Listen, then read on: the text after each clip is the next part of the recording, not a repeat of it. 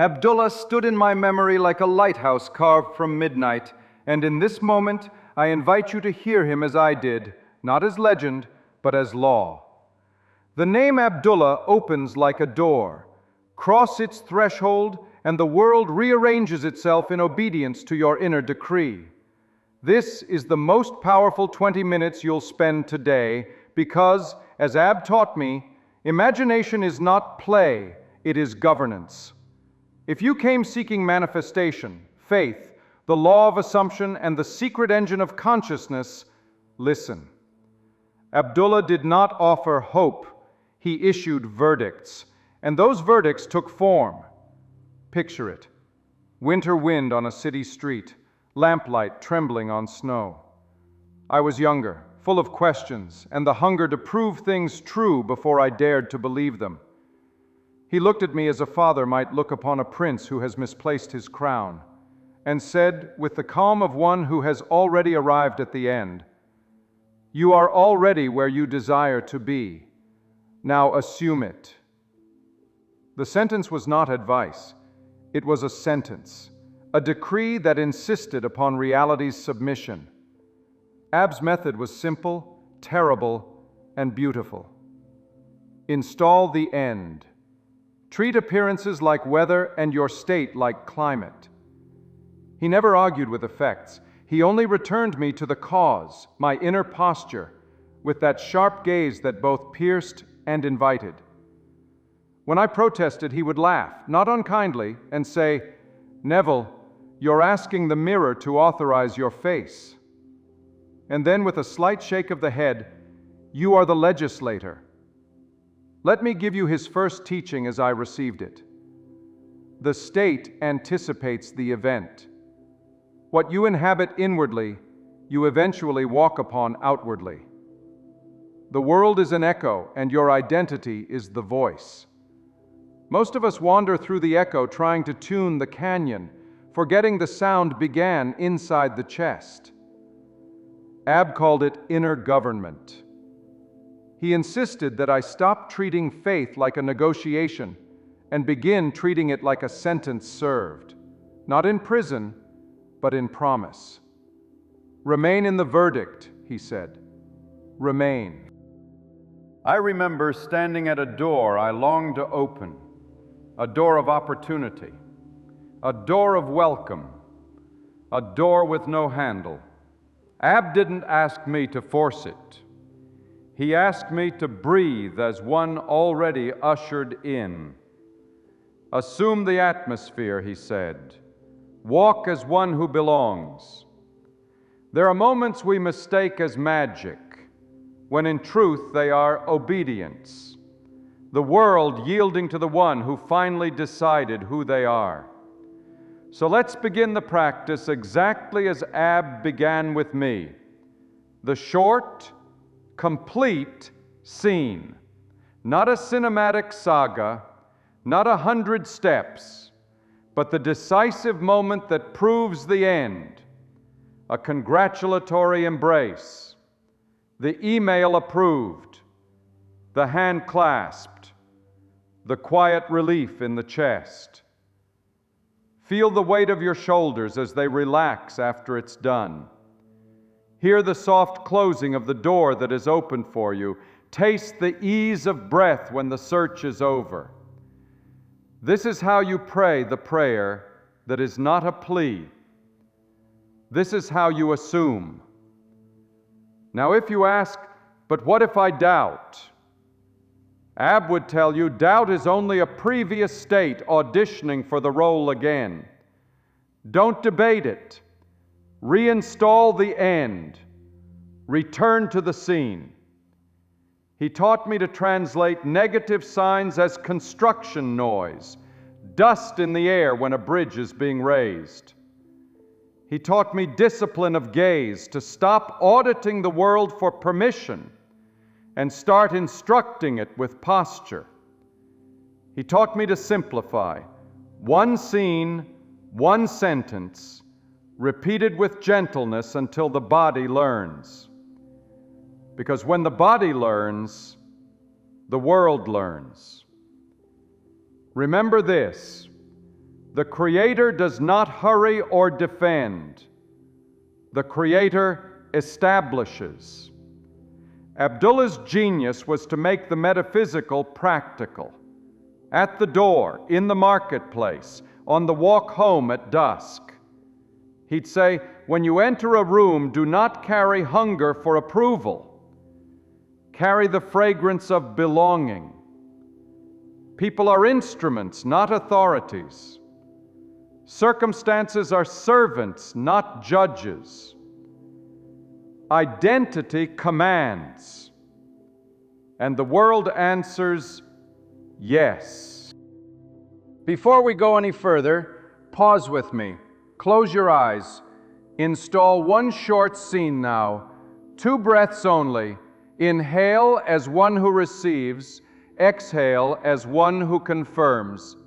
Whisper inwardly, without strain, it is done. Not to convince a reluctant universe, but to remind your inner government of the verdict it has issued. Before we go deeper, tell me in the comments, have you ever felt this truth in your own life? When was the moment you realized your imagination and assumption were shaping your reality? Ab would have loved your answer, not because he needed proof, but because witnessing your awakening is its own beauty. And this is only the beginning, because the dream was never outside you, it was the echo of a decision waiting to be made.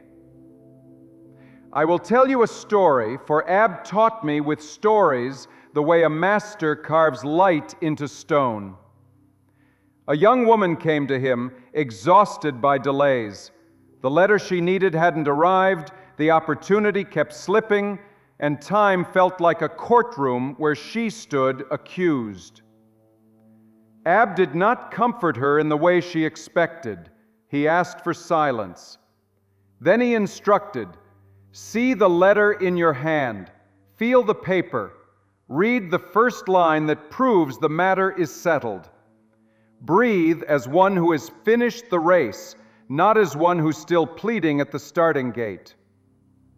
She obeyed. 2 or 3 breaths, a soft inner smile. She thanked the verdict before seeing it.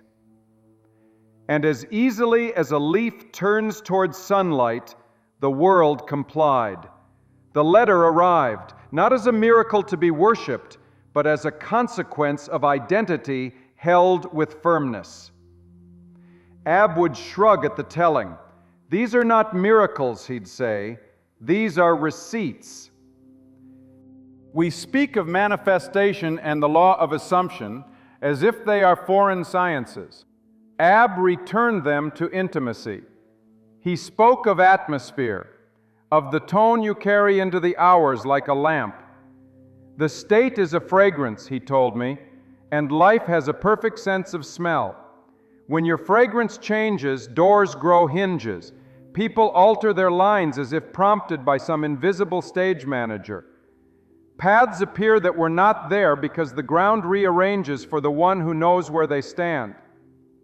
There was a night I remember, my mind pacing like an animal in a cage built of deadlines. Ab poured tea. He looked like a man weathered by eternity and amused by clocks. Neville, he said softly, you do not live in when. You live in is. He taught me to convert time from master to servant. When you dwell in one day, you shove your harvest into the horizon. When you establish now, you compel the means, not by force but by obedience, the obedience of matter to the state you sustain. And so he trained me like a craftsman of the unseen. Morning, before touching the day, install the scene. Evening, before surrendering to sleep, install it again. He warned against spiritual clutter, collecting methods like charms. A simple key opens a door, he leaned in, smiling. A heavy ring only delays the hand. Choose one scene. Choose one final word. Remain. You will be tempted to argue with appearances. You will be tempted to draft speeches for doubters and explanations for skeptics. Ab forbade me this indulgence. The king does not explain the decree, he said. He issues it and moves on. Defense belongs to fear, establishment belongs to authority. If someone asks, "What if it doesn't happen?" offer no tribunal.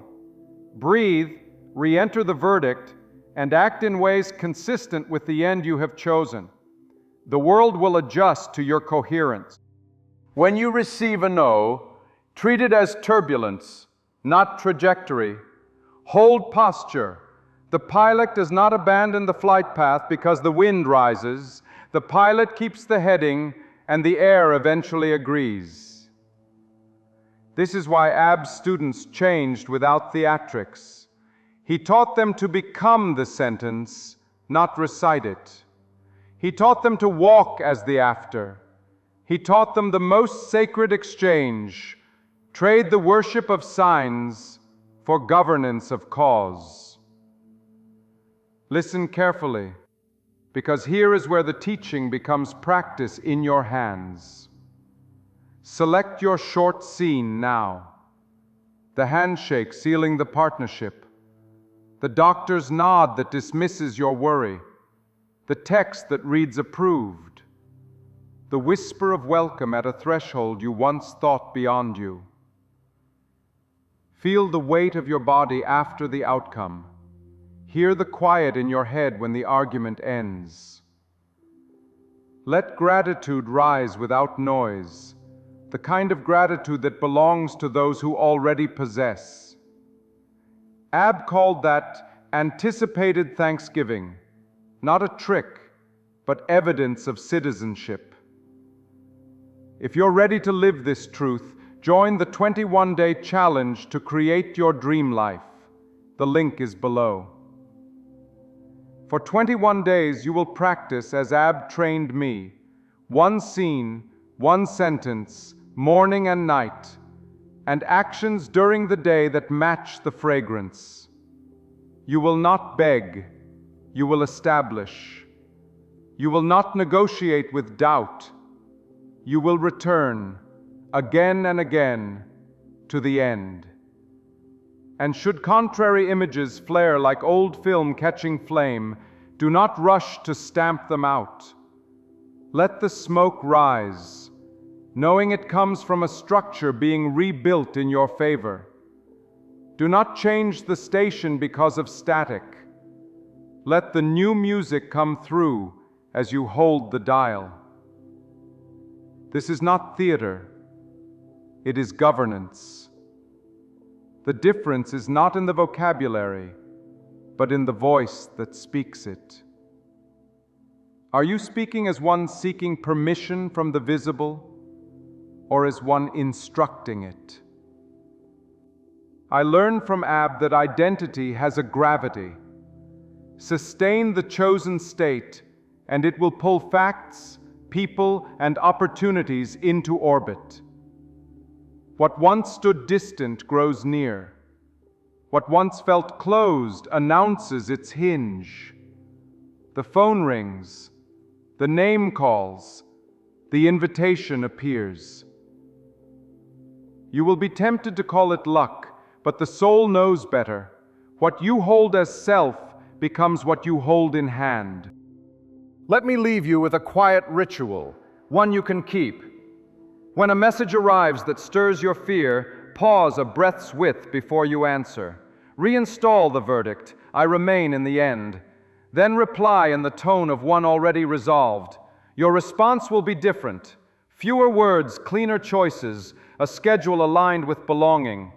That single breath is often the difference between spawning a day of delay and opening a day of doors. And if you should falter, we all do not condemn yourself. The old state will knock with the politeness of habit, smile, decline, and return. The throne you occupy is within. It waits without scandal, without reproach. Sit again, place the crown again, issue the decree again, gently, gently, because the bridge is already building beneath your feet. Now we arrive at the secret Ab whispered last, as one unfastens the final clasp on a sealed letter. You are not trying to become, you are remembering who you are. The law of assumption is not a ladder to climb toward divinity. It is a doorway back to origin. Your imagination is not a candle you must shelter from the wind. It is the sun itself. This is why Ab smiled when I fretted. He had no patience for the drama of almost. He wanted me, and now you, to sit in the finished work. Return with me to that winter street. I told Ab I needed a sign to believe. He refused me the weakness of proof and gave me the strength of posture. Believe, and signs will follow, he said. Readiness is the face of possession. The next days unfolded like a hallway of doors quietly unlatching at my approach. Not because I forced them, but because I carried the fragrance. The world had scented the verdict and rose to meet it. This is the heart of today's audio. Your consciousness is the matrix, your assumption the script, your faith the director that calls action. Everything else, the scenery, the extras, even the timing, submits. And so, the sacred burden of your life is singular. Remain in the end. That is the hardest ease and the easiest discipline. It demands less than striving and more than habit. It demands your sovereignty. Consider the mechanics one last time, distilled to simplicity so you can take it with you. Choose the end, not 1,000 little proofs, the decisive moment that concludes the story. Install the scene. 2 or 3 breaths, morning and night. Inhale receiving, exhale confirming. Carry the fragrance. Walk, speak, schedule, spend, and care for your body as one who already possesses. Refuse the tribunal. Do not argue with doubt or defend your hope. Reinstall and act. Translate the static. Treat delays and contradictions as construction noise from a bridge that serves you.